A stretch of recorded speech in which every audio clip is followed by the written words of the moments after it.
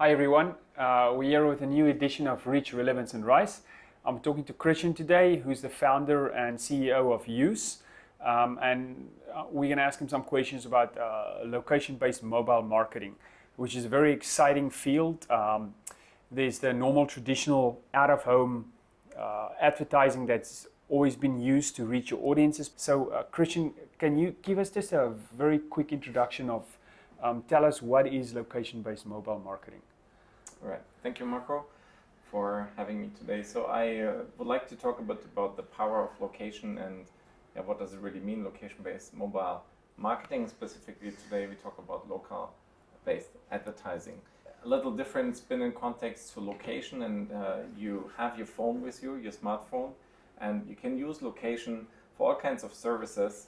I just want to call out Tinder, for example, the famous dating app, because that uses location in order to find people who are close by. And you can define how big that radius is. Or when you book your Uber or your Grab, your car, you use location of your phone to get a value add and to benefit from the fact that the phone knows where it is, and therefore you can get a better service. So using that advantage of knowing where you are, you can use as a marketeer and advertiser also to reach people where they are at the best time, obviously as well. And Marco, you made the reference to out-of-home advertising. The out-of-home tries, of course, also reach people at specific places, let's say at a traffic junction or at an airport. But with the phone, you have it always with you, so the content obviously can easier change, not only digital, but also the phone knows where you are. So that makes it way more relevant. And probably to get started, let's check out a little video about a case from Burger King. And this is quite interesting because the case you're going to see, and we'll provide the link here in the video, is basically leveraging not only location but also a competitive location. So Burger King running ads and push notifications through the Burger King app to get people to buy a Whopper, guess where? At McDonald's locations. So go enjoy, see the video, and we'll back in a moment with you to talk more about location. Thank you.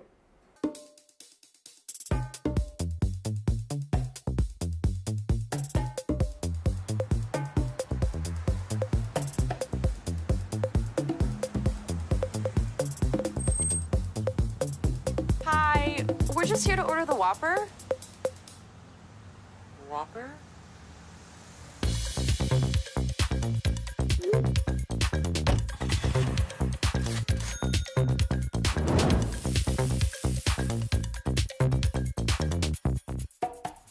This is McDonald's. Yeah.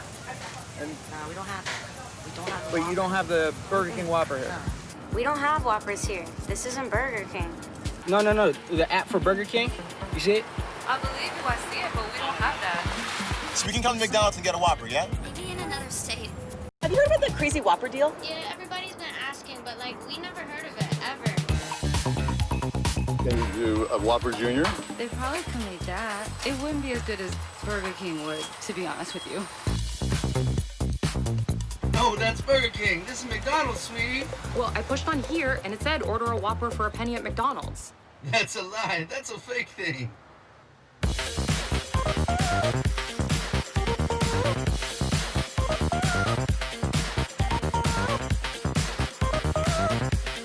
Okay, where's the Burger King? Like 4 blocks to your left. Right, that was a fantastic case study. Christian, do you have any comments on that campaign that you want to share? So maybe I can just wrap it up. I mean, you saw how the power of location has been leveraged to get actually Burger King users or diners to challenge the McDonald's personnel, and the whole thing is called geo-conquesting. So you leverage the competitor's location to send those ads or messages, in this case, to drive people to a Burger King offering versus they are at the McDonald's location. So I think it's a fantastic way of using location. So that's been a case from the US.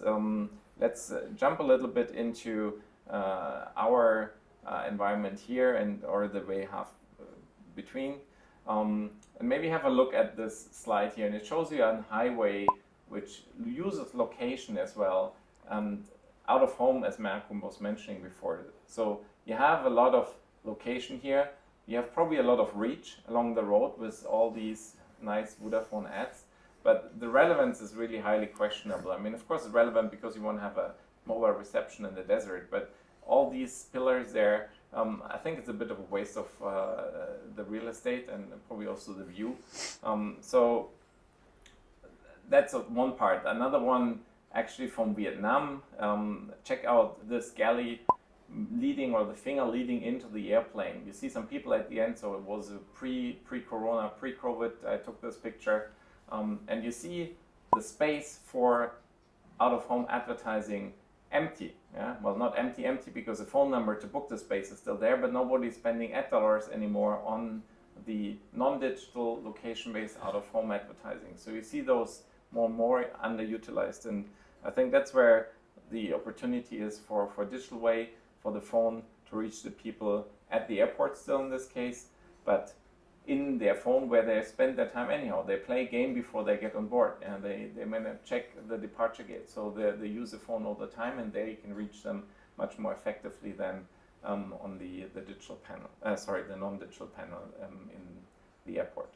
Right, so that was a great example. So everybody knows Google Maps, and the airport is a location, the mall is a location. How can we use location-based mobile marketing in this instance? So, I mean, if you look at Google Maps, it helps you perfectly find places, to navigate to places. If you dig a bit deeper, you find something called location history, and you are being surprised how well Google knows where you've been all the time, daytime, nighttime. Now, obviously, this is data privacy. Obviously, you can opt in and opt out of that. For the fun of it and curiosity, I'm keeping my location tracking. So you can see here a snapshot of, this is from Singapore from a while ago, but my own location history over a couple of days within Singapore. So this gives a lot of data points. And I think these data points can help to build also location profiles. So people who, let's say in Singapore, they work in the central business district, they live maybe in an East Coast area, somewhere in a residential area. So like this, you build a profile of people with a certain maybe demographics, with a certain income level. And those profiles then obviously Google is using, but also as advertisers outside of Google, you can leverage that information to build profiles and segments of people and target them then with display advertising. Now, when it comes down to targeting, maybe let me explain that. What does it mean really? And we use something what's called geo-fencing in the location-based advertising world. And you see here in the picture like a building with a radius around it. So you draw this what's so-called geo-fence around a specific building or an area, and then any phone which is within that area, so the GPS coordinates of that phone within that area, are used to send people advertising. Now, sending advertising doesn't mean push notifications, but it's display ads which people see inside their mobile applications. Thank you. We'd love to see your comments. If you have any comments or questions on that, do post it on in the video below.